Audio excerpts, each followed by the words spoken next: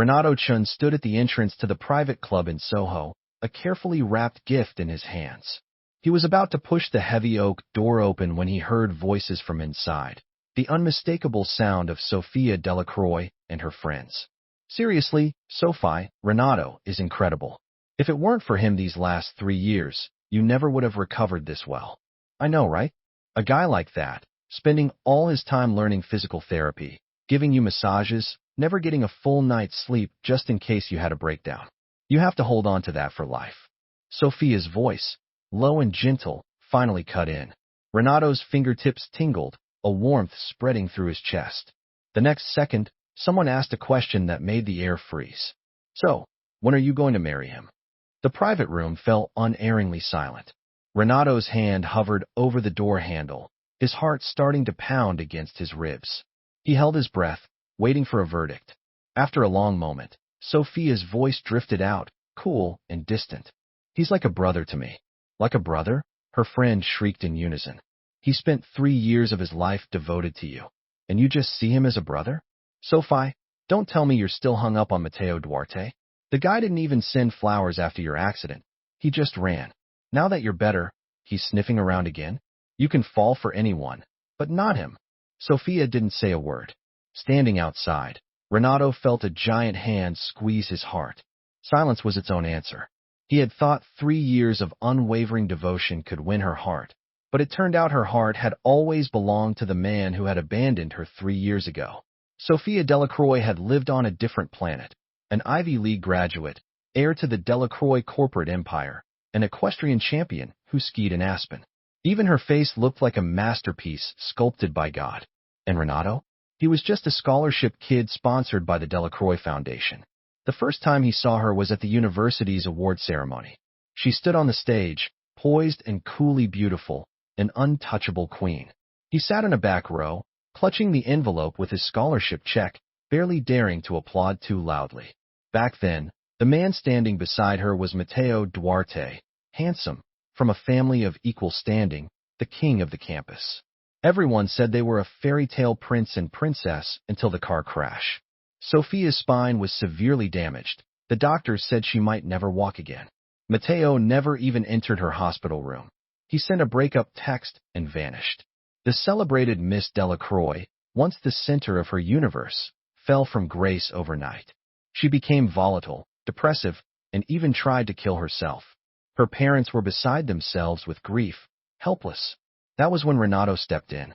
He knelt before her wheelchair and said softly, "Sophia, it's going to be okay. I'm here with you." For the next 3 years, he learned every massage technique he could find.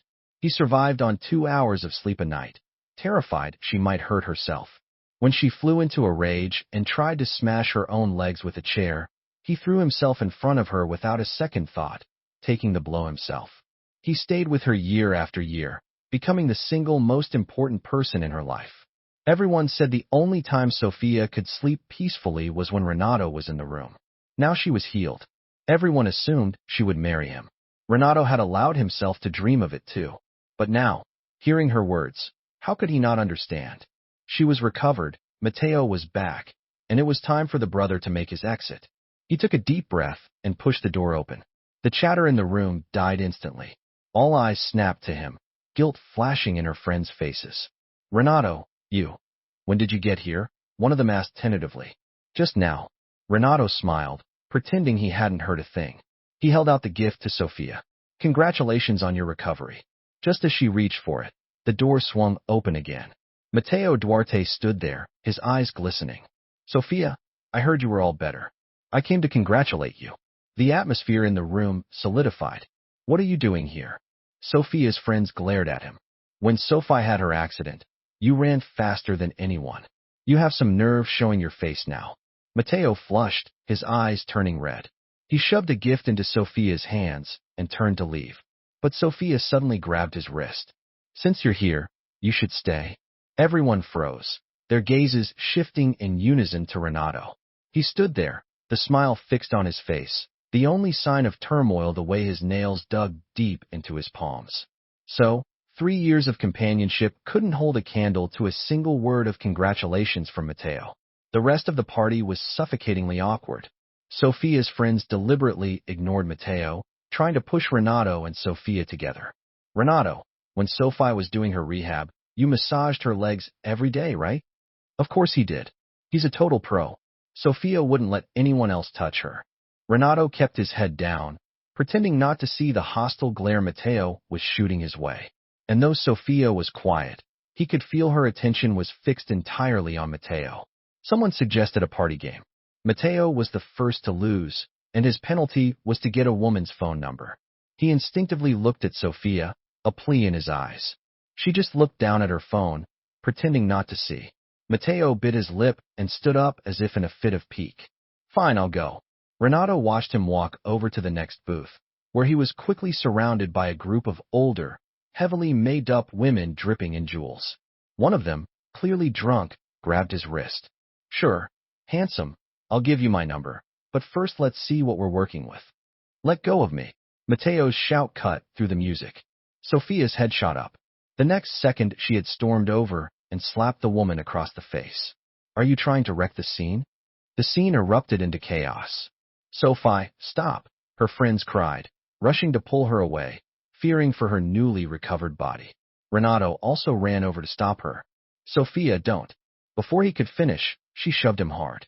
Get out of my way. Thump. Caught off guard, Renado lost his footing. He tumbled down the short flight of stairs connecting the tiered sections of the lounge, his head cracking against the polished concrete floor. His vision went black for a second, and warm blood trickled from his temple, staining his view red. He struggled to push himself up, only to see Sophia pulling Matteo away, her back to him. She didn't even look back once. His heart felt like it had been ripped open, the pain stealing his breath. He suddenly remembered a different time, back when her legs were useless.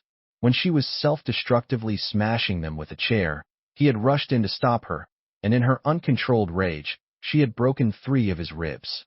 She had screamed at him, tears in her eyes. My legs are already ruined. It doesn't matter if I smash them. Are you trying to get yourself killed? Don't you know which is more important? He'd been sweating from the pain but stubbornly held on her legs, whispering, I know exactly what's important. It's because your legs are so important that I have to stop you, because one day I will make you stand again. In that moment, the ever-proud Sophia Delacroix had trembled in his arms, her voice choked with tears. Renado, don't leave me.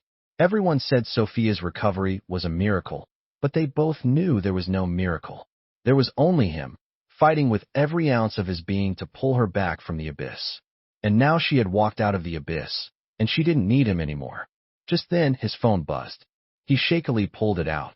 The name Mrs. Delacroix on the screen stung his eyes. He knew exactly what this call was about. Sure enough, the moment he answered, Sophia's mother's polite but firm voice came through. Renado, dear, Sophia is the CEO of a publicly traded company now. Her husband can't be someone with no background, someone who can't help her career. I'm very grateful for your unwavering care these past 3 years, but you have to understand.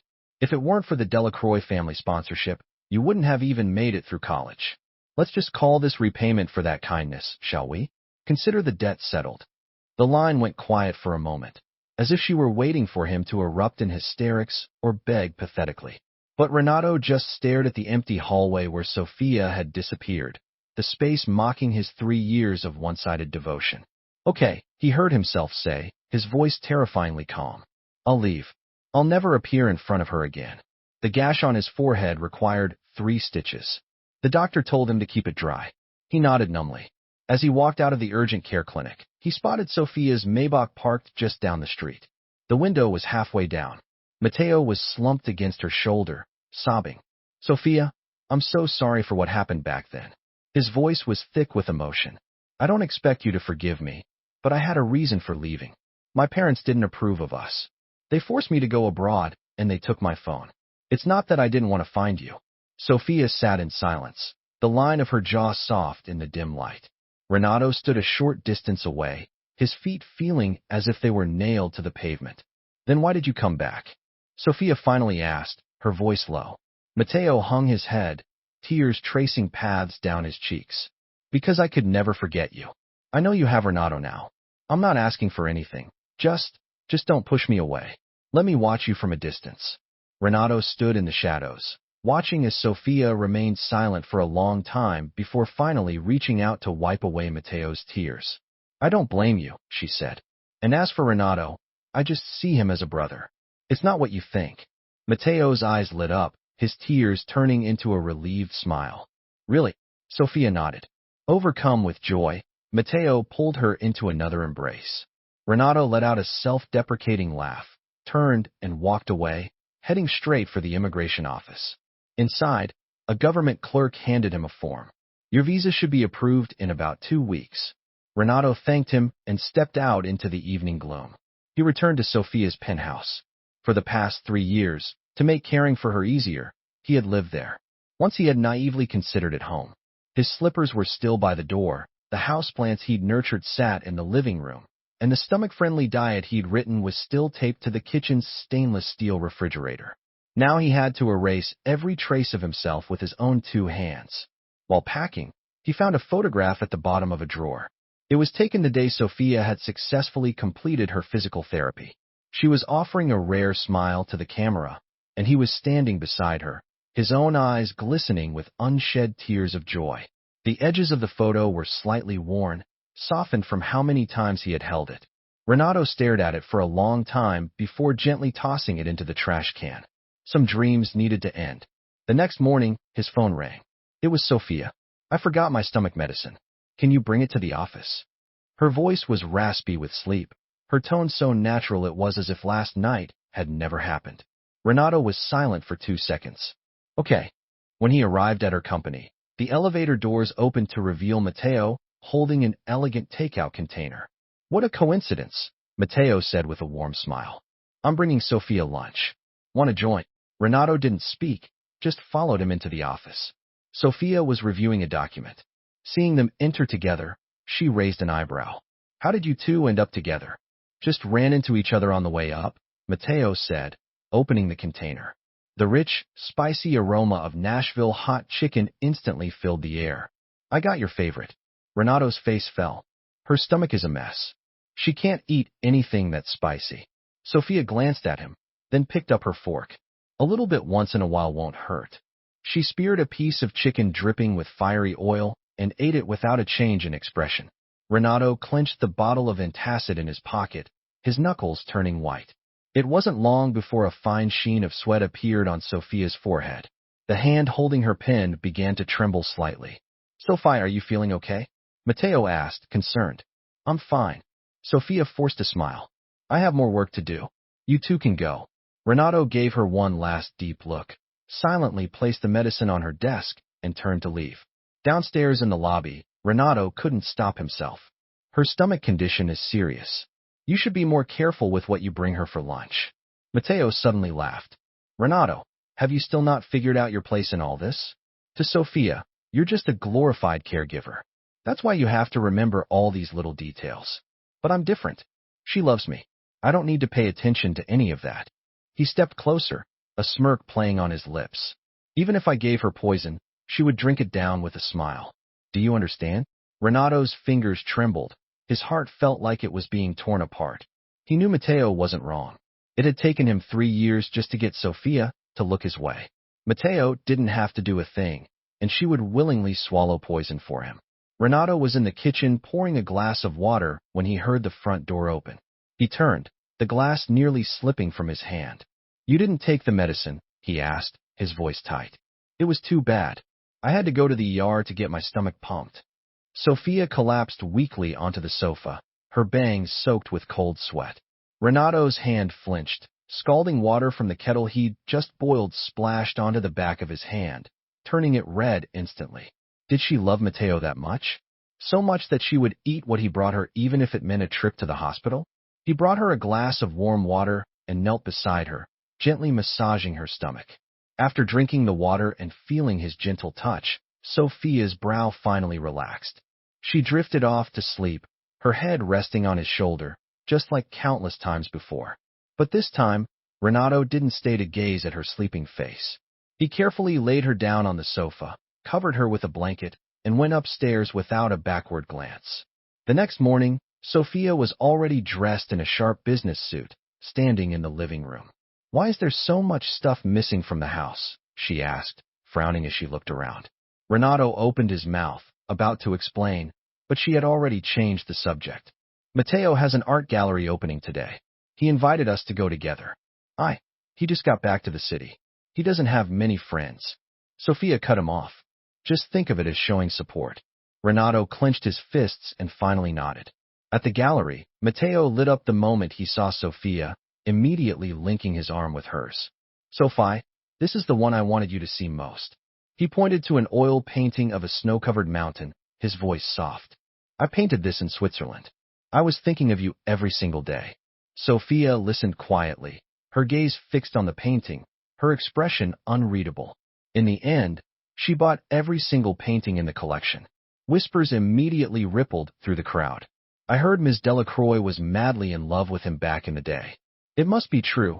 He abandoned her once, and she's still this supportive? That's gotta be true love. Matteo shot a triumphant look at Renado. While Sophia was at the front desk handling the payment, he walked over to him. Did you hear that? Even after I was gone for so long, I'm the only one in her heart. He lowered his voice, his lips almost touching Renado's ear. If you still haven't given up, I don't mind making things even clearer for you. Just as he finished speaking, the piercing shriek of the fire alarm ripped through the gallery. Fire! Everybody out! The crowd descended into chaos. Renado was knocked to the ground, his ankle twisting sharply under him. The pain made his vision blur. He struggled to get up, only to see Sophia pushing against the tide of people, rushing back inside. Matteo? Matteo, where are you? Her voice was filled with a panic Renado had never heard before.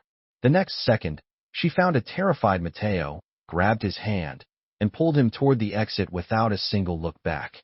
Renado sat paralyzed on the floor, watching their figures disappear into the thick smoke. He desperately tried to stand, but a loud crack echoed through the space. A burning ceiling beam was falling right toward him. When he woke up, all he saw was blinding white. Renado, you're finally awake. His friend Ivan rushed to his bedside, his bloodshot eyes filled with relief. You scared the hell out of me. Do you have any idea how close you were to dying? Renado moved his neck with difficulty. Every bone in his body felt like it had been broken and pieced back together. Where's Sophia? He asked, his voice hoarse. Ivan's expression turned instantly sour. Her? She's with Matteo. You got a broken rib, but God forbid Mr. Duarte gets a scratch. He needs to be looked after, you know. Renado closed his eyes, the pain in his chest making it hard to breathe. That woman is unbelievable. But she was paralyzed. Who was it that never left her side? Who slept 2 hours a night just in case she did something stupid? And now you're seriously hurt, and she. Ivan's brow furrowed, his voice thick with anger. Renado, she's all better now, but she never says a word about being with you. How long are you going to let yourself be treated like this? The only sound in the room was the steady beep of the heart monitor. After a long time, Renado spoke softly. I'm finalizing my visa application. Once it's approved.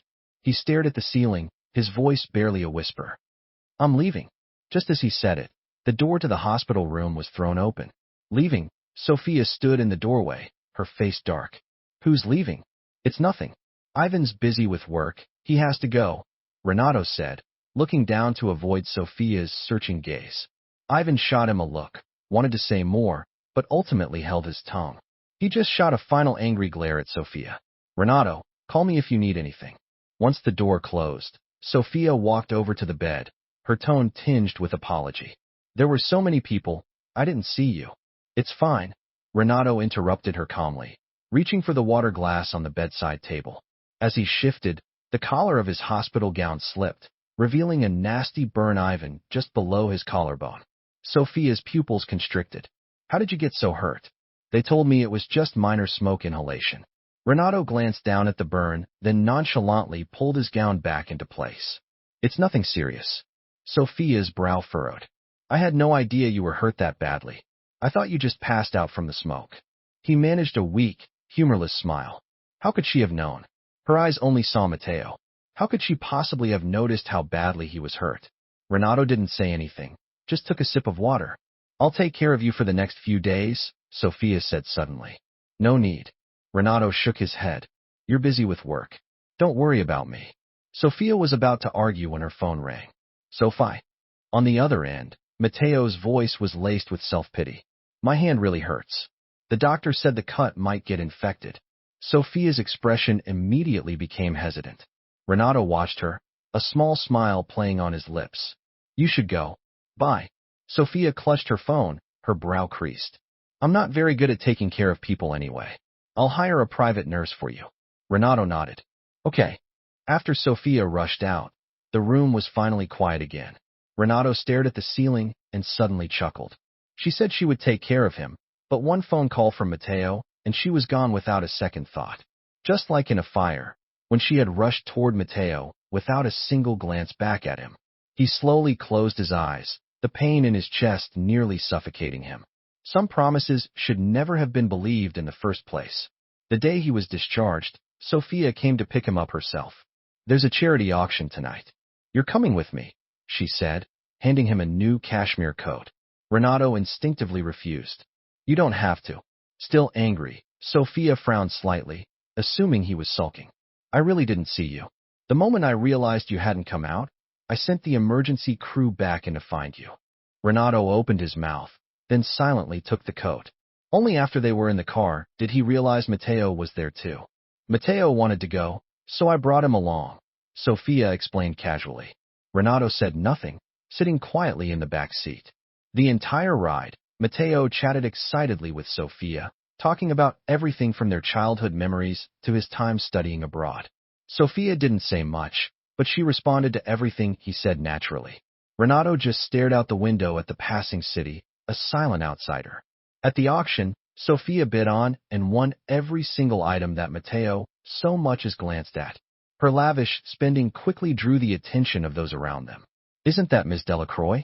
She's so generous with her lover. I heard her boyfriend took care of her for 3 years. She must really love him. Wait, that doesn't look like the Mr. Chen from the news. Isn't that the guy who dumped her? Amid the whispers, someone mistook Matteo for Renado. Sophia froze for a second when she heard it, as if just remembering Renado was there. She turned to him. Is there anything you want? At that moment, a sapphire brooch was presented on stage, glowing like the deep sea under the lights. Renado's gaze lingered on it for just a second too long. Sophia immediately raised her paddle. 10 million. That piece has quite a story, Matteo interjected suddenly. It was a gift from a European princess to her lover, a symbol of loyalty and undying love. He shot a meaningful look at Renado. It would be a very fitting gift for Mr. Chen. Sophia's fingers paused. After the brooch was brought to their table, she handed it directly to Matteo. This suits you better. Should you really? Matteo feigned hesitation. Isn't this what Mr. Chen wanted? I'll get him something else. Sophia looked at Renado. What do you want? Renado lowered his eyes, a self-mocking smile touching his lips. A gift symbolizing loyalty couldn't be given to him, but it could be given to Matteo. The difference between being loved and not being loved was apparently that obvious. While Sophia was surrounded by people eager to chat, Matteo took the opportunity to approach Renado. Renado, you have to see things clearly now, don't you? Matteo whispered, a triumphant smirk on his lips. Sophia loves me. If you keep clinging to her like this, you'll only make her resent you. Renado looked at him calmly, his eyes placid. You'll get what you want. What's that supposed to mean? Matteo frowned. Renado didn't answer. He just turned to leave. Ah! A sharp cry came from behind him. Renado whirled around to see Matteo tumbling down the grand staircase. Renado! Sophia's furious shout echoed through the hall. She rushed over and shoved Renado aside, the force of it sending him stumbling back against a wall. What did Matteo ever do to you? How could you do this to him? She demanded, her eyes dangerously cold. Even if I failed to protect you before, you can take it out on me. Why do you have to hurt him? Renado's back was pressed against the cold marble, his voice quiet but firm. I didn't do it, Sophia. Matteo weakly grabbed her hand. It was me. I wasn't careful. It has nothing to do with Mr. Chen. Don't you dare defend him. Sophia shot Renado a final frigid look, then bent down to help Matteo up. I'm not dealing with you. Find your own way home. Renado stood frozen, watching Sophia hurry away with Matteo. Her cashmere scarf was now draped over Matteo's shoulders, and she held him as if he were a priceless treasure. It was always like this. The moment Matteo shed a tear, the blame was automatically his. He felt the plane ticket in his pocket, a flight to London 1 week from now. It It would carry away all his love and all his pain. She wouldn't have to feel burdened by him anymore, because soon this burden would disappear from her world forever. The auction house was far from a penthouse, located in a remote, exclusive area. Renado couldn't get an Uber or a cab and had no choice but to walk. He was only halfway there when it started to rain. The cold water soaked his hair and clothes. His shoes filled with water, and every step felt like walking on knives. By the time he finally made it home, his feet were blistered and bleeding, and a fever was beginning to set in. He forced himself to find some medicine and tend to his wounds before collapsing into a feverish sleep. The next day, he was woken by noises downstairs. As he came down the stairs, he saw the living room was cluttered with Matteo's luggage. Sophia's voice carried from the living room. Matteo's parents are out of the country, and it's not convenient for him to live alone. He'll be staying here for a few days. You'd better watch yourself. No more of your petty tricks. Renado gripped the banister, his face pale as he descended. I won't. He wouldn't play any more tricks, and he wouldn't love her anymore. She would remember that Matteo didn't eat cilantro and would proactively switch his plate if a dish contained it. During a thunderstorm, she would rush to Matteo's side first. The study, a room Renado had never been allowed to enter, was now a space Matteo could come and go from as he pleased. Renado finally understood. This is what Sophia was like when she was in love. He thought back to all the times over the past few years when her depressive episodes would lessen simply because he was in the room, and how he had secretly rejoiced, thinking it was a sign she was starting to love him. How laughable. One day, as Renado passed the study, he caught a glimpse of Matteo toying with something. He stopped, peering through the half-open door. In Matteo's hand was the vintage Cartier pendant that had belonged to Sophia's grandmother. The pendant dangled precariously from his fingertips, nearly slipping several times. Renado's heart leaped into his throat. He burst into the room and snatched the pendant from him. What are you doing? This was Sophia's grandmother's. You can't just... What's it to you? Matteo snatched it back impatiently. Seeing Renado's alarm, a malicious smile spread across his face. You care about this a lot, don't you? In that case, he deliberately loosened his grip. Clink. The pendant hit the hardwood floor and shattered into two pieces. Renado's heart practically stopped. That was the thing Sophia cherished most in the world, an heirloom her grandmother had given her on her deathbed. What's going on? Sophia's voice came from the doorway. Renado looked up to see her staring, her face a thunderous mask, at the broken pieces on the floor. Mr. Chin dropped it, Matteo said first, his voice laced with false innocence. I was just looking at it, and he rushed in and tried to grab it for me. Sophia's gaze turned to ice. Renado, how could you? The study has security cameras, Renado interrupted quietly, his own voice trembling slightly. You can see for yourself what really happened. The air in the room froze. Matteo's expression flickered, and he quickly changed his story. I'm sorry, Sophia, it was me. I broke it by accident. Was it important to you? I could buy you another one exactly the same. To Renado's astonishment, Sophia's anger vanished in an instant. She hurried to Matteo's side and took his hand. Did you hurt yourself? Renado stood there watching as Sophia meticulously inspected Matteo's fingers. It felt as if a piece of his own heart had been cruelly carved out. No one knew better than him what that pendant meant to Sophia. 3 years ago, when her mother had accidentally misplaced it, Sophia had just undergone another surgery on her legs. She had dragged her ailing body out into a snowstorm and searched for 3 hours. When she came back, she had a massive fight with her mother and locked herself in a room, smashing things. It was Renado who had braved the blizzard, searching the grounds inch by inch. His fingers had gone numb from the cold, but he had finally found the pendant at dawn. And now Matteo had intentionally shattered it, and all she cared about was whether he had hurt his hand. Renado laughed to himself, a bitter, hollow sound. So this was how much she loved Matteo, and he had been so naive, so foolish to think that once she recovered she would marry him. How many nights had he sat by her bedside, watching her endure the agony of physical therapy, silently promising himself he would be with her forever. He'd even scribbled a ridiculous wish in his journal during her darkest days. Propose to her the day she stands again. Looking back now, he was nothing but a complete and utter joke. But at least finally he was awake, that uncherished love of his. He would never offer it up again. It wasn't until dinner one evening that Matteo suddenly clutched his stomach, crying out in pain before collapsing, pale-faced, into Sophia's arms. "What's wrong?" Sophia panicked, immediately calling her private doctor. After an examination, the doctor's face was grim. "It's poisoning." The entire mansion descended into chaos. The staff stood by, trembling as the head butler began interrogating them about the dinner preparations. I saw," a young maid stammered timidly. "I saw Mr. Chen add something to the soup." Sophia's gaze instantly turned to ice. She strode over to Renado and seized his wrist, her grip so tight it felt like it would shatter his bones. "Just because of that pendant, you try to kill Matteo? Renado, what have you become?" Renado looked up at her, his voice very soft.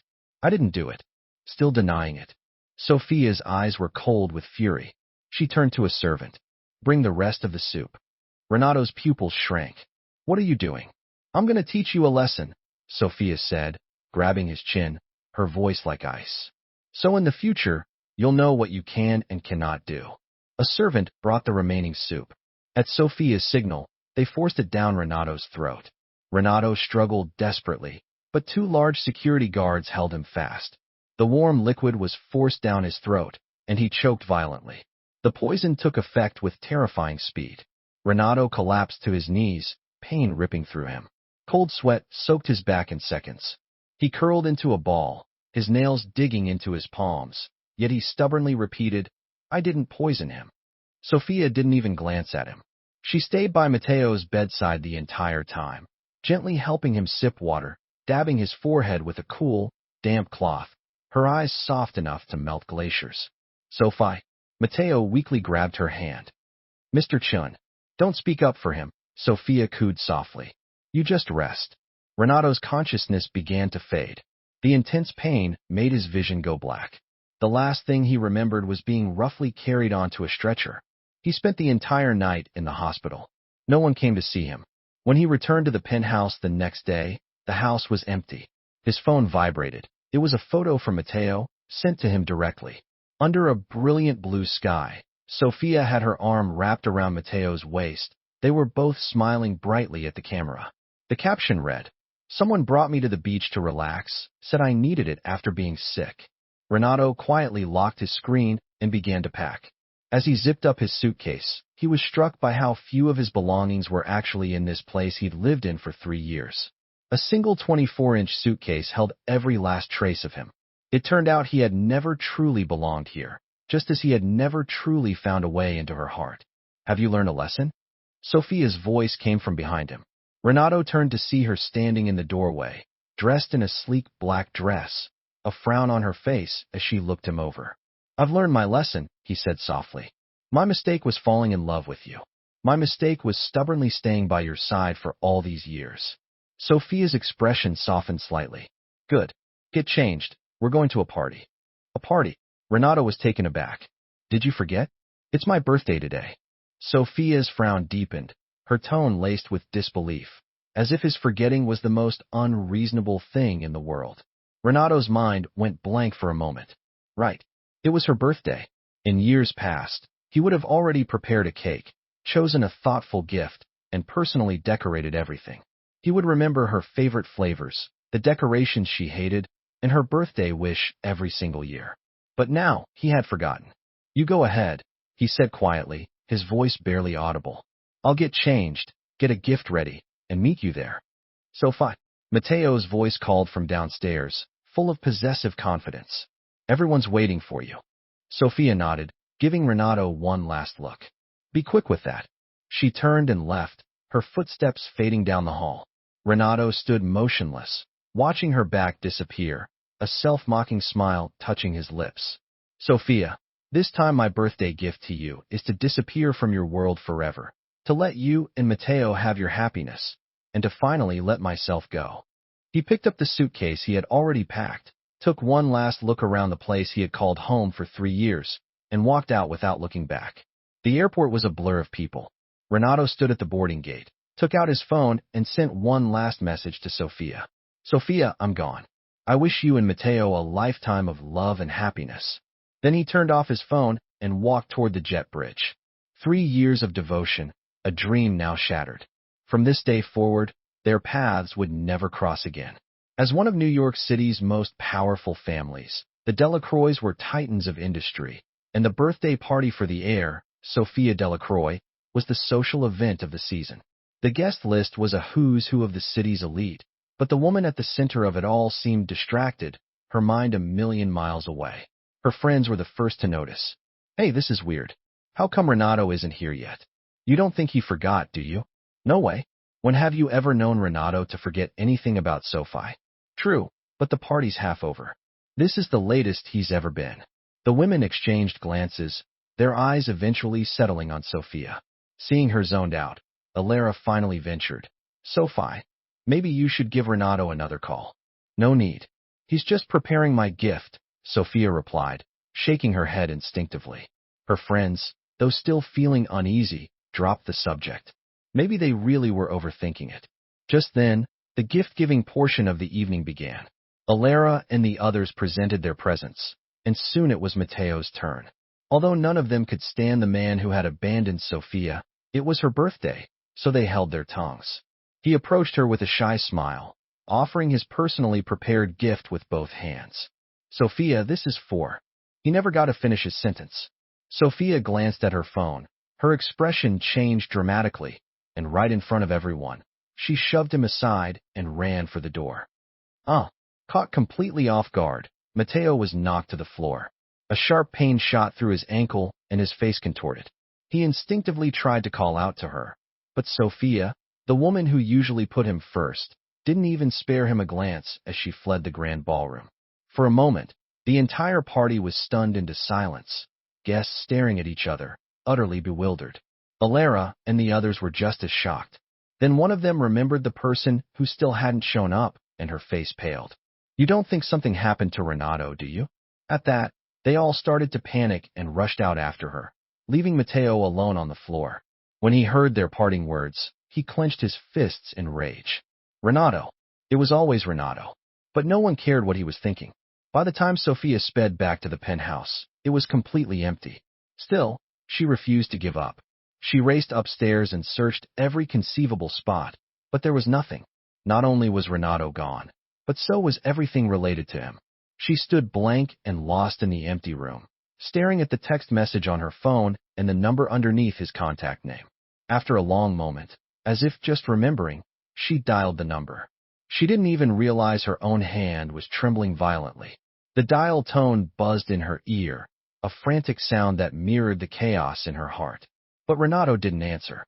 Just as the call automatically disconnected, the doorbell rang.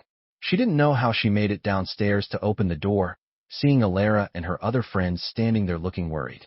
A sense of unreality washed over her. "Sophie, why did you suddenly run back here?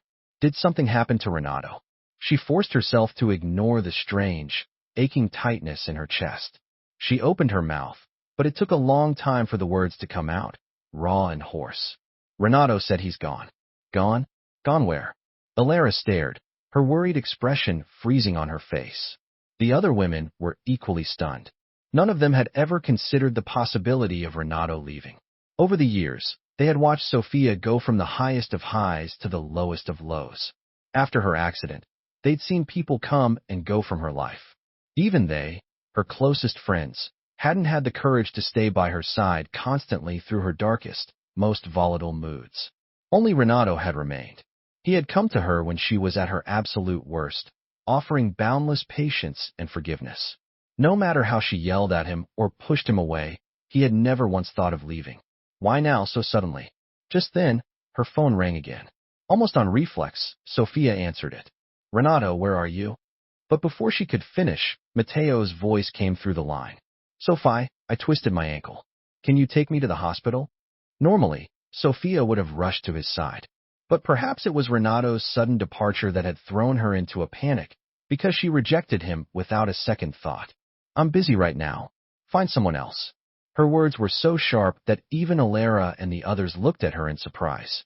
But seeing her put distance between herself and Matteo was something they were all happy to witness.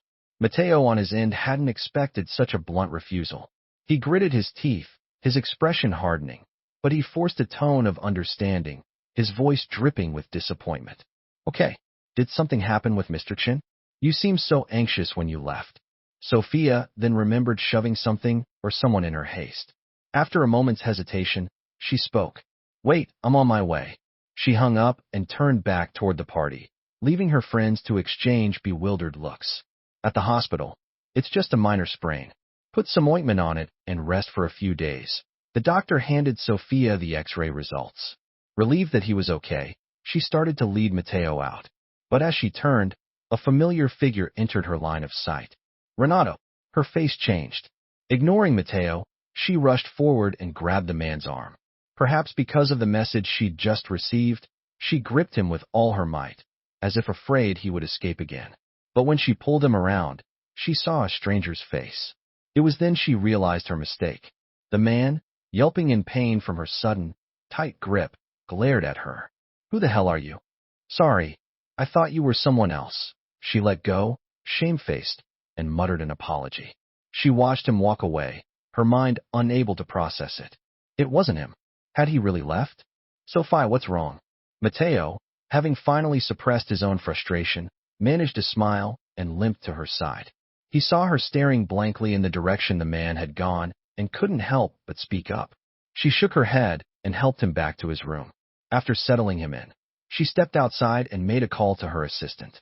Find out where Renado went. That evening, at her mother's request, Sophia went back to the Delacroix family estate. She was still trying to figure out how to explain Renado's departure when she realized her mother wasn't the least bit surprised to see her arrive alone. Mrs. Delacroix greeted her with a warm smile. You're just in time. Maria just finished cooking. It's your birthday, so she made all your favorites. Come sit. Sophia was led to the dining table, but as she looked up, she saw a strange man sitting across from her. A flicker of unease went through her. She looked at her mother and asked nonchalantly, Who's this? This is your Uncle Vasquez's son, Carlos, Mrs. Delacroix said, then turned to him, her eyes beaming. She placed a piece of food on Sophia's plate. Carlos, this is my daughter, Sophia. You could just call her Sophie. Thank you, Mrs. Delacroix. Carlos Vasquez nodded politely at her mother before turning to Sophia and extending a hand. Sophie, you can call me Carlos. Carlos knew exactly what this dinner was about. The Delacroix and the Vasquezes were social and financial equals, and the two family companies were currently in partnership negotiations. This dinner was meant to do more than just foster goodwill. It was a clear matchmaking attempt. Carlos knew about the two men in Sophia's life, but he wasn't concerned. After all, one of them was the man who had abandoned her at her lowest. She might have some lingering attachment born of pride and rejection, but who could truly forgive someone for that? The other was just some kid from the sticks with no background. If it weren't for the Delacroix charity, he never would have even crossed paths with Sophia. Even if he'd earned some favor by taking care of her after the accident, he was hardly a threat. In Sophia's heart, he didn't even measure up to Matteo Duarte. Sophia understood her mother's intentions immediately. Her face darkened. She stared at Carlos's outstretched hand and refused to take it. The atmosphere grew stiff. Mrs. Delacroix quickly jumped in to smooth things over, guiding Carlos back to his seat. Sophia's always been a bit reserved. Don't mind her. She'll warm up once you get to know her. Carlos's smile was a little rigid, but he said nothing. A golden child like Sophia was bound to have a temper, especially after everything she'd been through. Mrs. Delacroix had hoped a simple introduction would lead to a gradual connection, but she hadn't expected Sophia to be so uncooperative. When Carlos tried to start a conversation, Sophia gave one-word answers. When Mrs. Delacroix tried to build a bridge, Sophia would change the subject, her dismissiveness on full display throughout the entire meal. Sophia acted as if Carlos wasn't even there. If at first he could tolerate it, her continued coldness finally broke his patience.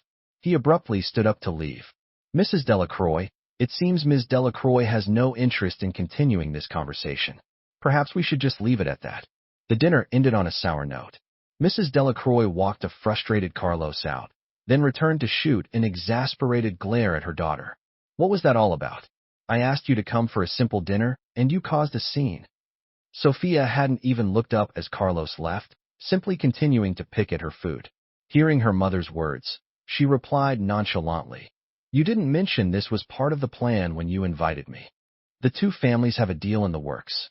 I just thought it would be good for you to make a new friend, that's all. Mrs. Delacroix sighed, seeing her daughter's indifferent expression. Fine, if you don't like him, I'll find someone else. But as soon as she said it, Sophia put down her fork. Don't waste your time. I'm not interested. Sophia, it's not that I'm trying to rush you, but you have to get married eventually. Mrs. Delacroix sighed again. I know you're still not over that Matteo Duarte, but Sophia, don't forget when you had your accident, he was the first person to cut ties with you.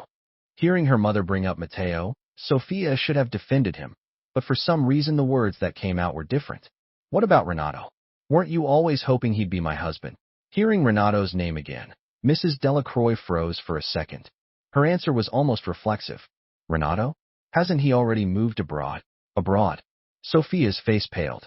She shot up from her chair and stared at her mother. What are you talking about? Perhaps startled by her daughter's intense reaction, Mrs. Delacroix's gaze darted away and she began to stammer. What? What do you mean? You must have misheard me. She turned to leave, but Sophia was faster, blocking her path in an instant. She stood there, silent but immovable, a formidable barrier. Mrs. Delacroix had the distinct feeling that if she didn't explain herself, Sophia would stand there all night. A flicker of annoyance rose in her. He was just a poor kid. Was it worth confronting her own mother like this? Fine. Yes, he's gone abroad. So what? Seeing her mother's expression and recalling her strange behavior all day, Sophia knew. What did you do to him? She asked, her voice low and laced with a barely concealed fury. Hearing that, Mrs. Delacroix's face hardened. She sat down at the dining table, assuming an air of casual authority. She glanced at her daughter's dark face and smirked. Sophia, don't make it sound so ugly. What do you mean? What did I do to him? He's a grown man. What could I possibly do? He's just a poor kid with no connections. If our family hadn't sponsored his education, who knows where he'd be today? Now not only has he finished college, he has a chance to go abroad. He should be grateful. And he was smart enough to know it. He agreed quite readily. Sophia had never imagined this was the truth. She had suspected her mother might have had a hand in his leaving, but she never thought Renado would have left willingly. Impossible, she whispered, her face turning ashen, her voice trembling. Seeing her daughter so devastated, Mrs. Delacroix's tone softened. She tried to console her. Sophia, if they can leave you so easily, it just means it wasn't meant to be. You are the sole heir to the Delacroix Corporation. The line of men who want to marry you is a mile long. Why waste your time on those two? After leaving the family estate, Sophia went straight to the most exclusive private club in the city. In a private room, she drank shot after shot, the table in front of her quickly filling with empty glasses. She drank so much that her consciousness began to blur. Amara watched her, wanting to say something but hesitating. Finally, she couldn't hold back any longer. Sophie, you should slow down. The doctor said you shouldn't drink so much. The others chimed in, but no one dared to mention Renado's name. Despite their pleas, Sophia didn't seem to hear them, just continuing to pour glass after glass down her throat. Helpless, Amara took out her phone and dialed a number. Matteo was surprised to get a call from her. From the day he'd returned, he could feel the palpable dislike from Amara and her friends. He knew why, but he'd never cared. As long as Sophia didn't care about those details, what did anyone else matter? Seeing that the call wasn't disconnecting, he finally answered. What's up? Sophie's drunk. You should come get her. Hearing it was about Sophia, Matteo didn't hesitate. He rushed over to the club. By the time he got to the private room, she was completely passed out. The side of the table, covered in empty glasses, shocked even him. What happened? Why did she drink so much? How could they answer that? How could they tell the one person who might be able to calm her down that she was in this state because of another man? Luckily, Matteo didn't press the issue. Seeing her so drunk, his concern took over. He went to her side and gently tried to wake her. Sophie? Sophie, how are you feeling? A man's voice whispered in her ear. She blearily opened her eyes, but couldn't make out his face. The presence felt familiar, though, so when he moved closer, she didn't resist, letting him lift her into his arms. She's had way too much to drink. I'll take her home, Matteo announced, readily taking on the task. Amara and the others quickly nodded, happy to pass off the responsibility. As they watched the two of them leave, one of the friends, a woman named Bianca, finally spoke. What do you think is going on with her? Amara shook her head and sighed deeply. Who knows? If Sophia loved Matteo, She should have been happy now that Renado was gone, finally free to choose. But she wasn't. If she loved Renado, then why did she always say he was just a brother and constantly favor Matteo? No one understood what Sophia was thinking, not even Sophia herself. The next time Sophia woke up, it was morning. Blinding sunlight streamed through the open window, and a splitting hangover headache assaulted her. She groaned, rubbing her temples, and instinctively glanced at the bedside table. Sure enough, there was a glass of hangover remedy waiting for her. A thought struck her, and a jolt of hope shot through her mind. She threw off the covers and ran out of the room, heading straight for the kitchen. The clatter of porcelain filled the air. She pushed open the door, a name escaping her lips. Renado. The figure at the counter froze for a second, then quickly resumed his task. He turned around, pretending not to have heard. Sophia, you're awake? There's a hangover drink on your nightstand. Did you drink it? Never mind. That one's probably cold by now. I'll get you a fresh one. He turned back and poured another glass, handing it to her with a smile. Sophia looked at it, was silent for a moment, and then took it. How is it? Matteo asked, his eyes filled with anticipation as he watched her drink. The remedy did ease her headache a little, but the taste wasn't quite right. It was different from the ones Renado used to make for her after she'd had too much to drink. The name Renado echoed in her mind. She paused, then finally nodded. It's good. Silence fell between them again. Just as Matteo was about to say something else, she spoke abruptly. Your parents should be back in the country by now, right? The question was so sudden that Matteo didn't even process its meaning before nodding. They got back 3 days ago. The next second, he heard her say, the only reason I let you stay here was because your parents are gone. Now that they're back, you should move out today. I'll have someone drive you. She turned and walked away without waiting for his reaction. Sophia, but Matteo wasn't going to let her leave like that.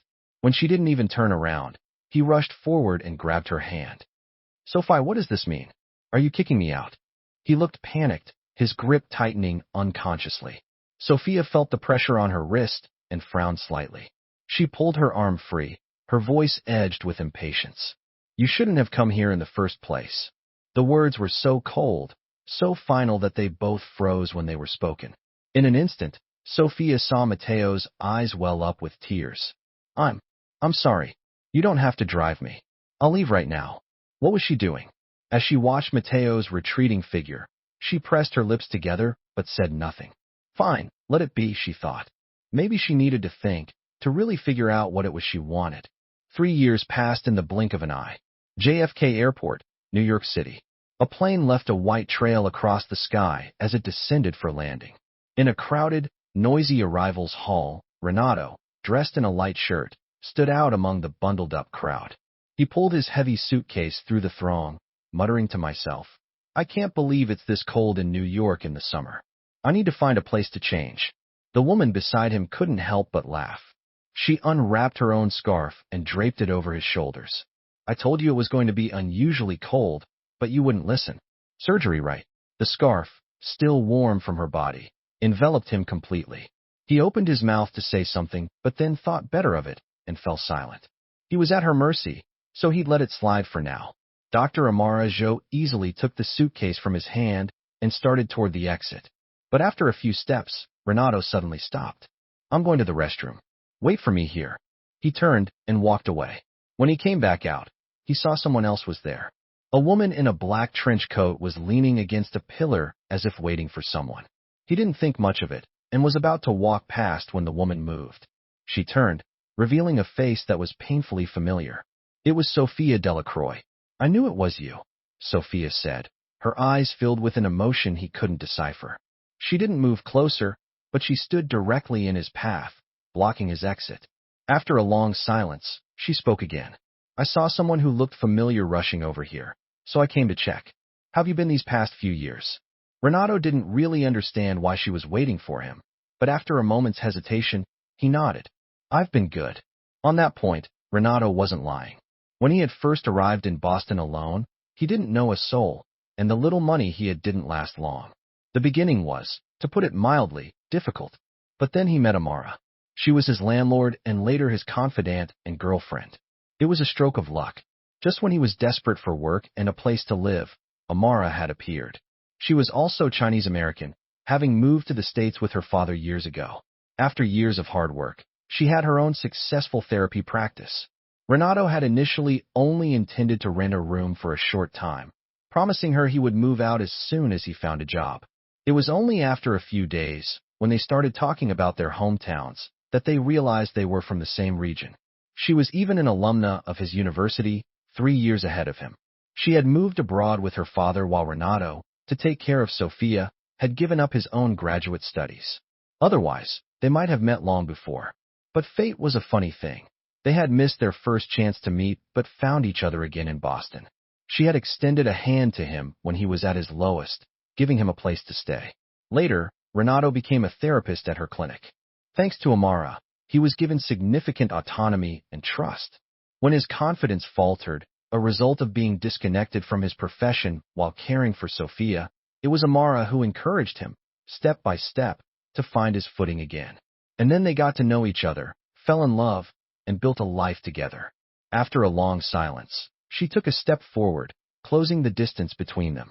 Sophia, dressed in her black trench coat, now stood so close that her shadow nearly enveloped him.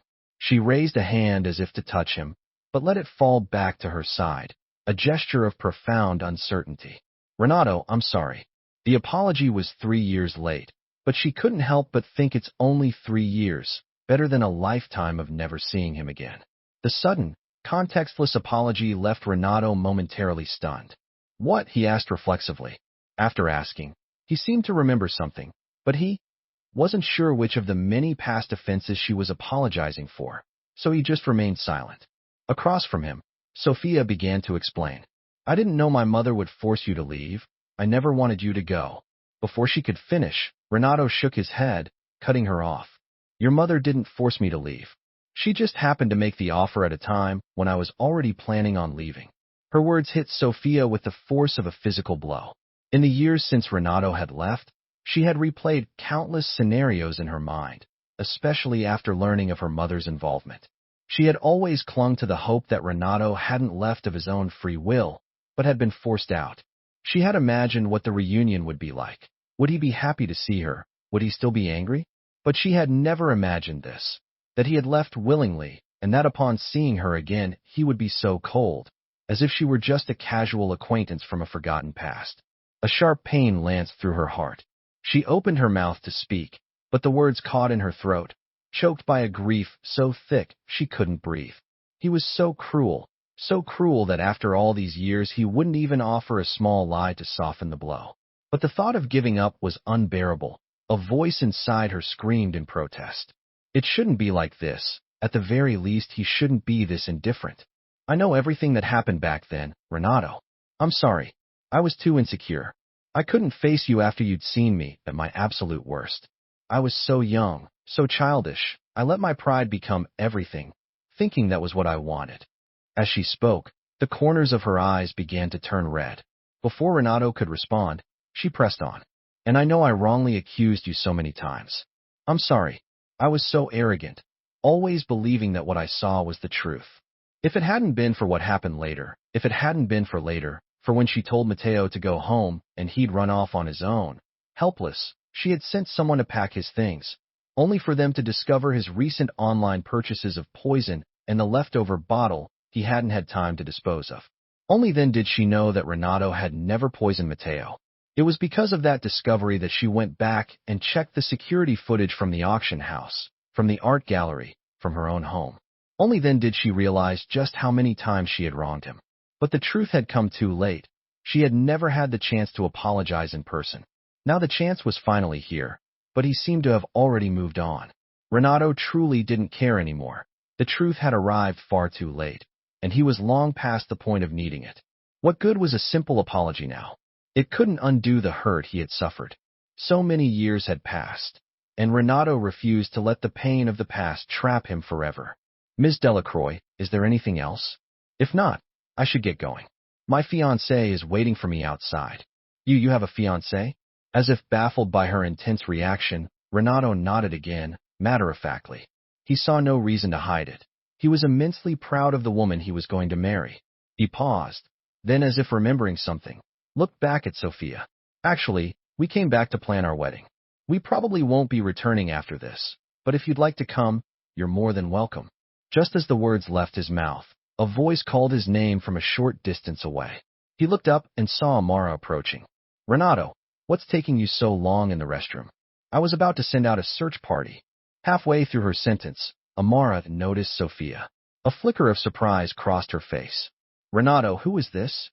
"This is Sophia Delacroix, the CEO of the Delacroix Corporation. She's from a family whose foundation sponsored my education," Renado said, making the introductions without any pretense. He then turned to Sophia. "This is Dr. Amara Jo, my fiancée." The simple introduction stung Sophia in two distinct ways. She couldn't believe that one day she would hear Renado refer to her merely as a benefactor from his past, while this Amara was introduced with such intimacy and pride. Before Amara appeared, she could still delude herself, telling herself that the fiancé was just an excuse, a way to spite her. But the moment Amara stood before her, that last shred of hope was shattered. From the way Renado unconsciously moved closer to Amara, to the respectful but distant tone he used for Sophia versus the warm, intimate one for his fiancée, it was clear, even if they weren't engaged, their relationship was profound. "Ms. Delacroix, I've heard so much about you," Amara said, her eyes narrowing slightly. A polite smile touched her lips, but it didn't reach her eyes. She had only ever heard Renado's side of the story, about how he was born in a small, poor town where his parents didn't value education and how they had tried to pull him out of school to work and marry young. She knew he was saved by the Delacroix couple who had sponsored his education all the way through college. At the time, she never connected that story with the powerful Delacroix Corporation, and she had never connected the poor, nameless scholarship student from those stories with the man who had selflessly cared for a paralyzed heiress for years, only to be cast aside once he was no longer needed. She saw the shock and pain in Sophia's eyes and instantly understood what was going through her mind. After a moment of silence from Sophia, Amara suddenly smiled and extended her hand. "Actually, I should thank you for letting him go." The gratitude was genuine. After all, if Sophia and her family had known how to cherish him, if they had valued the young man who was willing to give up his burgeoning career to care for her after a decade of studying to escape his origins, then perhaps, if Sophia had just once said, "Let's get married," none of this would have ever come to pass. The tension between the two women was thick enough to cut with a knife. Renado looked from one to the other, then mumbled a quick goodbye and led Amara away. Once they were a safe distance away, Renado gave Amara a strange look. "You were acting weird back there." "Weird? How so?" "You must be seeing things," she feigned innocence. The wheels of the suitcase rumbled on the tiled floor. Renado thought for a moment and then realized what was off. He couldn't help but chuckle. "Why? Are you jealous of her?" Seeing his genuinely nonchalant expression, Amara became even more dissatisfied. "After everything she and her family did to you, you're really not angry at them at all?" After all, without the Delacroix there would be no Renado Chin today. He might have been pulled back by his parents in middle school, forced to marry early, and live out a quiet, unremarkable life in a small town, just because that's how his family had lived for generations. The Delacroix had saved him. Everything he did afterward was just repaying a debt of gratitude. He had admittedly developed feelings for Sophia, where her mother had first suggested he become her son-in-law. He had been overjoyed, and when he heard Sophia say she only saw him as a brother, he had been genuinely heartbroken. But all of that was buried in the past, right alongside the relationship Sophia herself had severed. "I only see them as benefactors." They walked and talked, not noticing the figure that had been following them. The person who heard every word of their conversation and was now frozen in place. Only benefactors. Sophia suddenly remembered that day 3 years ago at the party her friends threw to celebrate her recovery. They were talking about Renado's years of devotion. Now that Sophie's fully recovered, Renado's suffering is finally over. He's finally seeing the light at the end of the tunnel. "Sophie, what are you going to marry him?"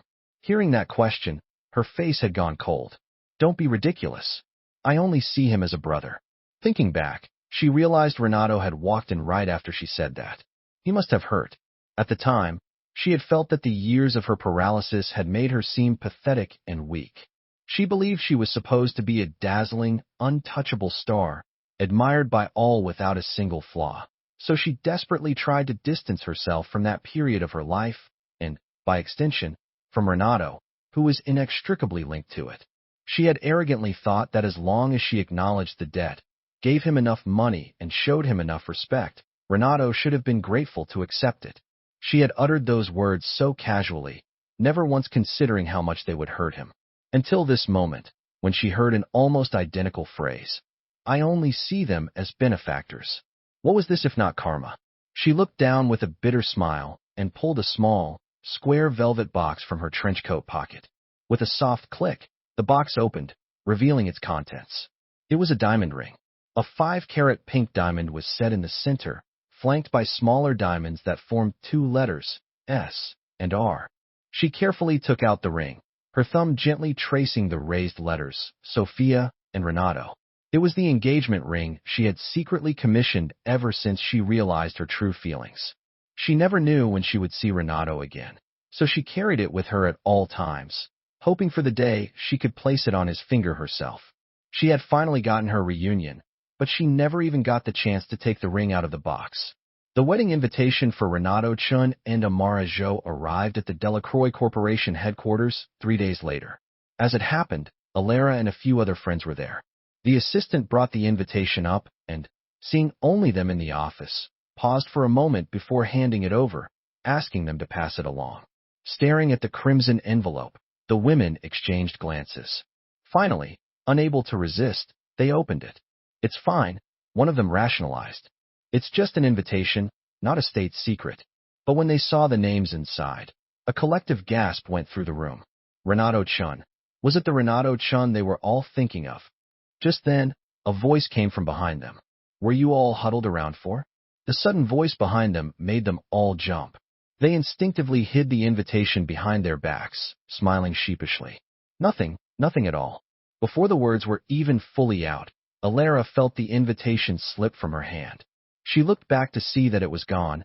A flash of red in Sophia's hand was unmistakable. The very invitation they had been trying to hide. Before they could stop her, Sophia had already opened it and seen the 2 names, Renado Chun and Amara Zhou. Her eyes scanned down to the wedding date, October 21st. She pursed her lips, not saying a word, but everyone in the room felt a sudden chill, the temperature seeming to drop several degrees. Her mood had clearly plummeted. You know what? We have something to take care of, so we'll just go now. Seeing her like this, the others didn't dare to stay. They quickly made excuses and left one by one, until only Alara remained. The next moment, she saw Sophia take out a small box. This wasn't the first time Alara had seen that ring box. Over the past 3 years, she had often seen Sophia take it out and gently stroke it, as if reminiscing about someone. It was obvious who that someone was. When did Renado get back? Alara asked, looking at the invitation. Something fell off.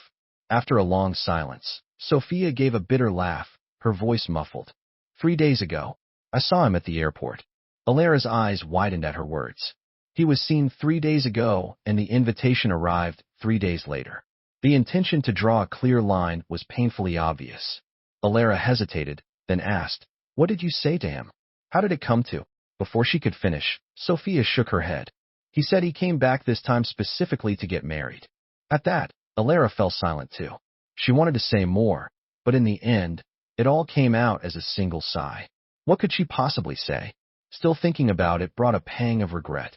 There was a time when they all thought Renado and Sophia would end up together. It was so clear back then that Renado was in love with her. If he hadn't been, how could he have possibly tolerated Sophia at her absolute worst? But just then, Sophia seemed to make a decision. I'm not giving up just like this. Renado was supposed to love her. He was supposed to be hers.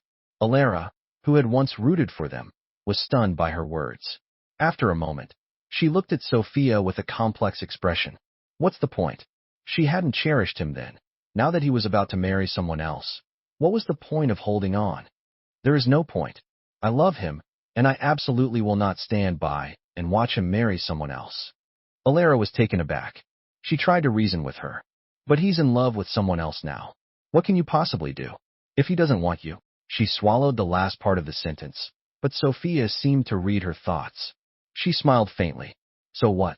If I could make him fall in love with me once, I can make him fall in love with me a second time. Seeing she couldn't be reasoned with, Alara shook her head and sighed in resignation. Fine, do what you want. But she knew Sophia probably wouldn't succeed. Perhaps Sophia hadn't realized it yet, but Renado was the kind of person who, once he made up his mind, never looked back. Just as he had decided to take care of a paralyzed Sophia, no matter how she hit him or pushed him away, he never thought of giving up. And just as he had silently planned his departure the moment he realized he was being pushed out of her life, disappearing from their world without a trace. Maybe some people had to hit a wall before they realized that what was lost, no matter how much they regretted it, could never be brought back. After everyone had left, Sophia took the ring out of its box. She looked at the letter R on the ring, stroked it gently, and whispered to herself, Renado, I will never, ever give up. Holding the wedding in New York had actually been Amara's father's idea. Although he now lived abroad, the rest of the Zhou family was still in the States. Thinking that Amara's grandparents hadn't seen her in a long time and that most of their friends were here, they decided to have this ceremony in the U.S. Planning a wedding was a whirlwind of exhausting tasks. With the date set so soon, they were constantly busy running around the city, so overwhelmed that Renado had no time to think about anything else. He had completely pushed Sophia from his mind. But he hadn't counted on the fact that while he had forgotten about Sophia, she had not forgotten about him, and she found him when he was cornered at the entrance to a men's room. For the second time, Renado felt a wave of exhaustion wash over him. It was the one time he had gone out alone without Amara, and she had seized the opportunity. It was clear that for the rest of his time in New York, he couldn't go anywhere by himself. Is there something you need? After a moment of silence, Renado was the one to speak first. Sophia didn't answer his question. She just looked at him, her gaze intense, like someone beholding a long-lost treasure. The look was so nakedly possessive that he couldn't help but frown. He was about to speak again when he saw her raise her hand.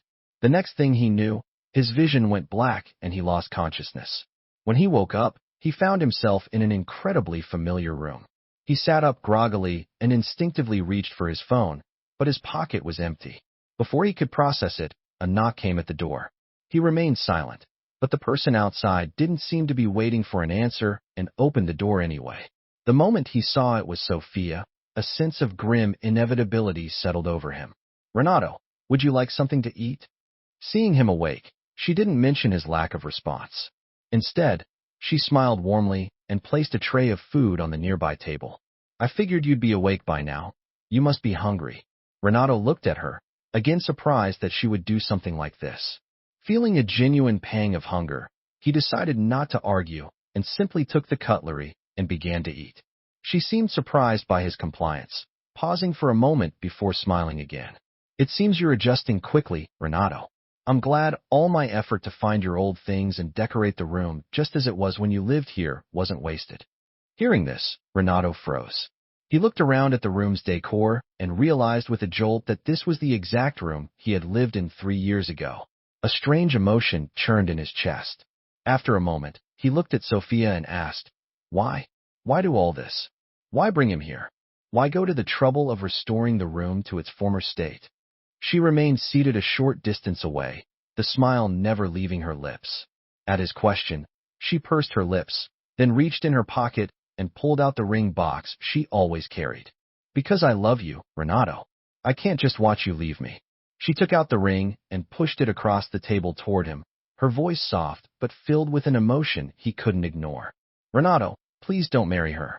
In my darkest moments, you were the only one who stood by me, who encouraged me to get through it. I once thought I could live without you, but after you left, I realized I can't. So, Renado, don't leave me, please don't abandon me. By the end, her face was a mask of anxiety and apprehension. Renado had never thought he would see this expression on Sophia Delacroix's face. But as he listened to her words, he felt an almost imperceptible frown form. Love? What kind of belated love was this? In Renado's mind, love was something that couldn't be hidden. Even if you didn't recognize the feeling at the time, your subconscious would still move to protect and defend the person you cared for. It was like Amara with him. Even when he had repeatedly pushed her away, she had remained steadfast and patient, eventually winning him over with her genuine affection. But in all his time with Sophia, Renado had never felt that. Even in the later stages of her recovery, when her attitude toward him had softened from outright hostility, it had only ever reached a state of detached peace. "What about Mr. Duarte?" Renado asked, his voice calm as he lowered his gaze to hide the emotion in his eyes.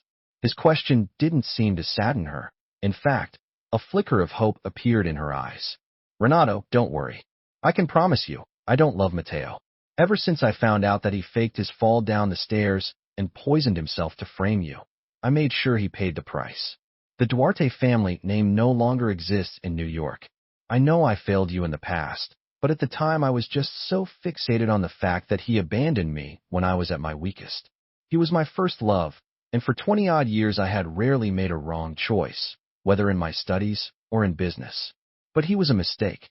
I kept trying to prove to him that he was wrong, or maybe I was trying to erase the stain of his abandonment, to prove to myself that I hadn't chosen poorly. But Renado, it wasn't until you left that I realized how wrong I was. I don't care about any of that anymore. I only want you. Renado, I know I hurt you, but I know I was wrong now. Please, just give me one more chance, please." Her eyes were filled with sorrow and pleading, desperately hoping for at least a nod, for anything but a rejection. But Renado just looked at her and slowly shook his head. He heard himself say, "Sophia, let me tell you a story. Once, there was a little girl who had a very bad temper. Her mother gave her a wooden board and a bag of nails and told her that every time she got angry, she should hammer a nail into the board. The little girl listened. Every time she got angry, she hammered a nail into the board. A long time later, her mother brought her to the board and told her to pull out all the nails. The girl pulled them all out, but the board was forever covered in holes. Sophia, you and I are like that girl and that board. Some things, once done, cannot be undone. You can't just say forget it and make it all go away. The marks will always be there. They can't be erased." After the story, silence fell between them again. Sophia knew all of this, of course. She just wasn't willing to let go. Even if there was only a sliver of hope, she wanted Renado to put the past behind them and start over. "Can I have my phone back?" After a long pause, it was Renado who broke the silence, but his question immediately sent her into a panic. She hastily stood up and began clearing the table. "Since you're finished eating, I'll be going now. If you get bored in the room, you can walk around downstairs or in the garden. No one will stop you." With that, she gathered the dishes and hurried out of the room, her hasty retreat looking very much like a flight. Renado didn't stay in his room. Just as Sophia had said, after eating, he wandered around the garden, testing the limits of his freedom. He quickly figured out why she had fled at the mention of his phone. She didn't dare give it back. She had intentionally taken it, afraid he would immediately call for help. So she gave him the freedom of the penthouse but cut off all means of communication with the outside world. He sat by the greenhouse, watching the sky turn a brilliant orange with the setting sun, his gaze occasionally drifting up to the second-floor study. Ever since he'd come out, Sophia had remained in the study, not emerging once. Sophia was never one to worry about the passage of time, but now she was afraid that one day he would leave her again, just like last time. So now she cherished every moment she could spend with him. On the third day, as the sun was setting, Sophia returned with her. She brought a large delivery of fallopian orchids. She had asked him 2 days ago if there was anything he wanted, and this was his request. The New York climate wasn't ideal for orchids, but with enough care and the right conditions, they could thrive. The long, empty hours gave him plenty of time to tend to them. He carefully repotted each orchid in the greenhouse, meticulously caring for them. Seeing that he genuinely seemed to enjoy it, Sophia finally breathed a sigh of relief. "Thank you," he said, turning to Sophia, who had been waiting by the greenhouse door. He offered a small smile. She waved her hand, a wide grin threatening to split her face. "As long as you like them," she paused, then added, "whatever you like, I'll do my best to find it for you." If the Renado from the past, the one who was still in love with her, had heard those words, he might have been moved. After all, what could be more touching than the person you love promising to bring you anything you desire? But this was a different Sophia, and this was no longer the Renado of the past. All his love for her had died the day she declared he was just a brother, the day she fought for Matteo and left him at the bottom of the stairs without a second glance. During his time in the penthouse, Renado noticed that with each passing day, the place looked more and more like it did when they had lived there together. He accepted it all with a smile, and as long as she didn't mention it, he pretended not to notice. He spent his days tending to his plants. When she came home from work, she would sit in the same room with her laptop. At dinner, she would sit beside him, eagerly placing food on his plate. One day, Sophia had to work late. Worried he would be bored, she called Amara to come and keep him company. It was only when Amara arrived at the penthouse and saw him that she realized the truth. Sophia was holding Renado captive. Oh my God, she's lost her mind. The words escaped her almost unconsciously. Compared to her shock, the captive himself remained remarkably calm, continuing to water a newly transplanted orchid. Hearing her outburst, he raised an eyebrow. I thought you all knew. Sophia rarely kept secrets from Amara and her friends. Not her paralysis, not her volatile personality changes, not her attempts to get back with Matteo, and not her renewed desire to be with him. He had assumed they were all aware of his current situation. But judging by her reaction, it seemed this was news to her. Amara shook her head, astonished by his composure. Aren't you getting married soon? How can you be so calm? Panicking won't help, he shrugged, a hint of self-deprecation in his voice. She's taken away anything I could use to contact the outside world. Besides tending to these flowers to pass the time, there's not much else I can do. Hearing this, Amara felt a pang of guilt. She opened her mouth to say something, but the words wouldn't come. She couldn't advise Sophia to let Renado go, nor could she promise Renado she would help him escape. The fortunes of her own family were too closely tied to the Delacroix Corporation. She couldn't afford the consequences of Sophia's anger, nor could she risk her family for Renado's sake. Fortunately, Renado didn't expect her to help. He had faith that Amara wouldn't keep him waiting for too long. Sophia had cleared her entire schedule for his birthday, but it was only when she started planning the cake that she realized how little she truly knew about him. She didn't even know his favorite flavor. In a gesture of desperate overcompensation, she bought one of every kind from the finest bakery in the city. This was, she realized, the first time she had ever properly celebrated his birthday. Before her accident, a golden child like her would never have noticed the birthday of a scholarship student. Afterward, when he came in her life, she was so consumed by her own misery and the shame of being seen in her weakened state that she used him as an outlet for her frustrations. Later, under his care and encouragement, she had slowly healed and learned to put away her thorns, treating those around her with a measure of peace. But back then, those around her didn't truly include Renado. She was still bothered by the fact that he had seen every ugly moment of her decline, and she maintained a polite distance out of a sense of obligation. By the time she realized her true feelings, Renado had already packed his bags and quietly disappeared. But she reassured herself, it's okay. Even if I don't know enough about him now, we have a future. I will learn, piece by piece, every one of his habits and hobbies and make them a part of my life. The moment she got home, she presented the mountain of gifts to him like a child seeking praise. Renado, see if there's anything you like. If not, I'll have someone go buy more. Before Sophia returned, Renado had prepared himself for two. Either she was faking her love and had forgotten his birthday, or she was genuine and would make a grand gesture. He was prepared for either, but when he saw the living room nearly overflowing with cakes and designer shopping bags, he couldn't help but stare. Why did you buy so much? Sophia's face fell. She opened her mouth, seemingly at a loss for words, and started stammering, trying to change the subject. Seeing her reaction, Renado understood immediately. In the limited time they had truly spent together, Sophia's focus had been on her paralyzed legs, on her ex-boyfriend Matteo, who had abandoned her. The attention left for Renado was scarce, so scarce that now, when she was trying to win him over, she knew almost nothing about his preferences. He let out a soft, low chuckle. He suddenly felt a wave of relief that the person he had chosen was not Sophia. Seeing him smile, Sophia thought he was pleased with her efforts and smiled back. Renado didn't say anything. He simply picked a small box from a pile of gifts. This one is fine. He had chosen a pair of amethyst cufflinks. They weren't the most ostentatious gift in the pile, but they were still incredibly expensive.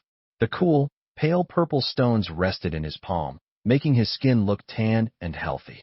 He stared at the cufflinks, his gaze catching on the certificate of authenticity in the box. They were worth nearly $10,000, which made them one of the cheaper items in a room. For some reason, His mind drifted back to his first days in Boston. He'd had so little money, barely enough for a few meals, let alone a place to stay. He had been so desperate, working odd jobs to scrape by while trying to figure out his future. If he'd had these cufflinks back then, even selling them at a discount would have given him enough money to live comfortably for a while. Maybe he wouldn't have been so broke that he had to sleep in a sketchy part of town where he was almost caught up in a murder investigation. But his luck had been good, or perhaps when you hit rock bottom, the only way to go is up.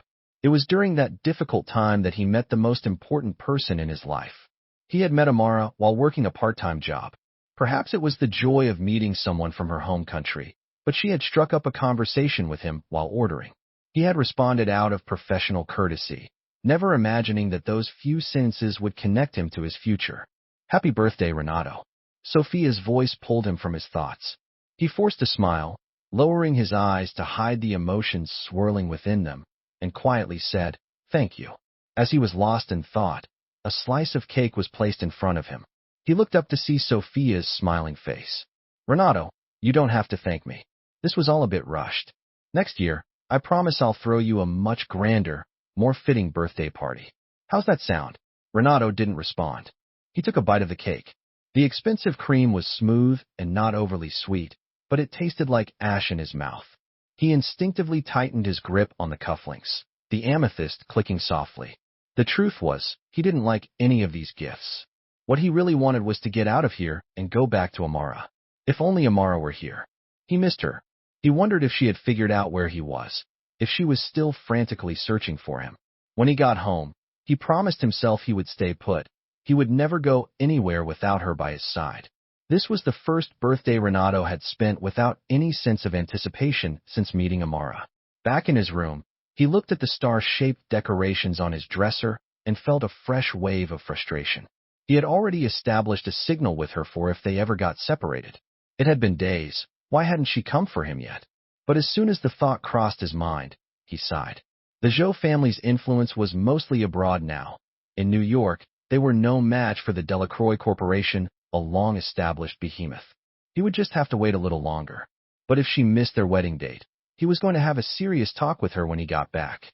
Renado had thought the worst Sophia would do was keep him here, trying to wear him down until he relented. He never imagined her goal was something far more drastic. With only a week left until the wedding, he was suddenly blindfolded and taken somewhere by Sophia. When the blindfold was removed, he found himself in a place that had been meticulously decorated. Countless white roses formed a giant heart, and further away, orchids spelled out the words, "Marry me." In front of him stood Sophia, wearing a wedding gown studded with 999 diamonds. Every strand of her hair was perfectly styled, a testament to her meticulous planning. Standing off to the side were Alara and her friends, their smiles stiff and forced. When their eyes met his, they quickly looked away, a hint of guilt in their expressions. Sophia's face was flushed, her eyes when she looked at him filled with a nervous excitement. Her heart was pounding so hard she felt it might burst from her chest. "Renado, I love you. Can you please give me a chance to take care of you, to spend the rest of my life with you?" Time seemed to stop. Sophia wished this moment could last forever, yet she desperately wanted his answer to come quickly. The two conflicting desires warred in her mind until the atmosphere was shattered by a sudden commotion. She frowned in annoyance and was about to ask what was happening when she saw Amara, accompanied by a group of police officers, bursting through the cordon of household staff. "NYPD, don't move." Renado. After a week of captivity, Renado finally heard the voice he had been waiting for. The moment he heard it, he turned instinctively, starting to walk toward Amara, but his wrist was suddenly seized. "Renado, please don't go." From the moment she saw Amara, Sophia knew her stolen time was up, but seeing Renado turn to leave without a moment's hesitation, a sharp pain still shot through her heart. His slightly hoarse voice whispered in her ear. He looked down at the hand gripping his wrist, slender, pale, and wearing a ring. It was the matching pair to the one she had offered him when he first arrived. In a moment of silence that followed, both sides held their breath. Sophia was terrified he would leave, and Amara was terrified he would stay, afraid he would ultimately choose the woman who had occupied his entire youth. But he only paused for a second before he began to gently pry her fingers off, one by one. I'm sorry, Sophia. I already have a new life. You should go live yours. He paused again. Sophia, people have to move forward. Don't be trapped in the past. You'll only miss out on more. His departure was a relief, even to Alara and her friends. They all knew that if Renado had been forced to stay, his days would have been spent like this one, trapped, receiving Sophia's obsessive love, but never finding true happiness. Perhaps this was the definition of fated but not destined.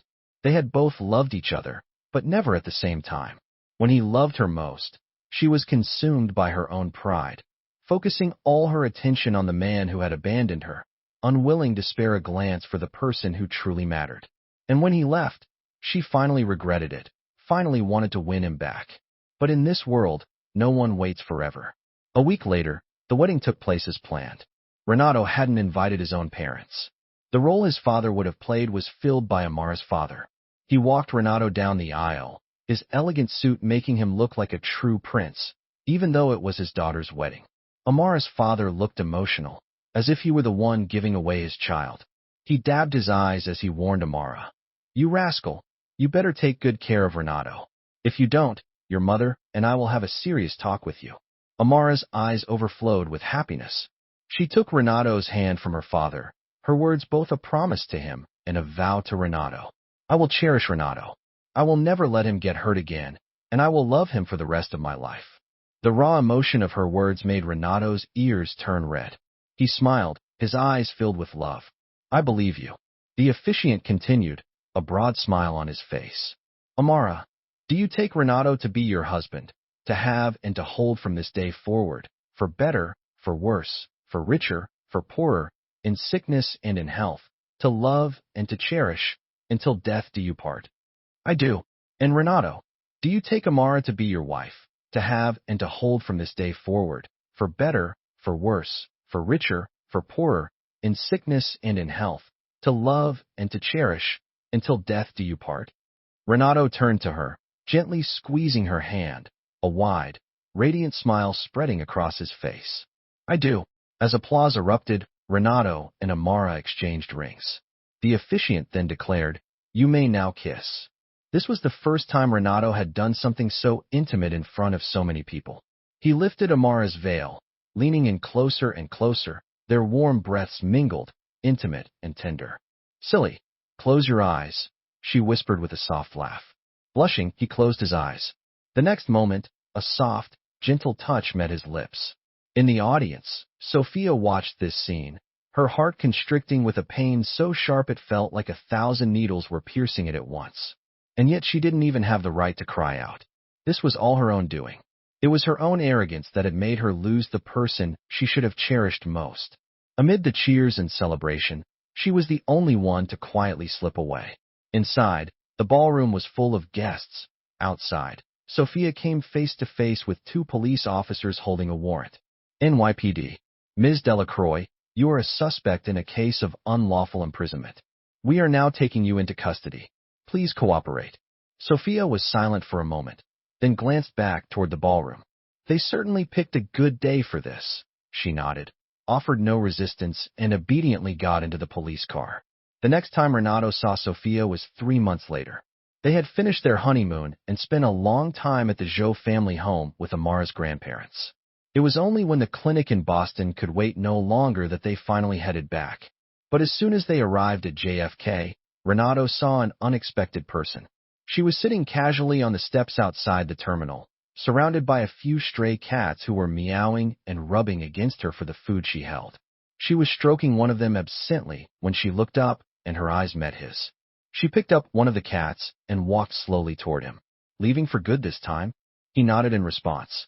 She looked down and gave a bitter smile. Goodbye then. Have a safe flight. Sophia watched their backs as they disappeared into the crowd. They wouldn't be coming back, and she couldn't leave the country. This goodbye was truly the last one. End of novel.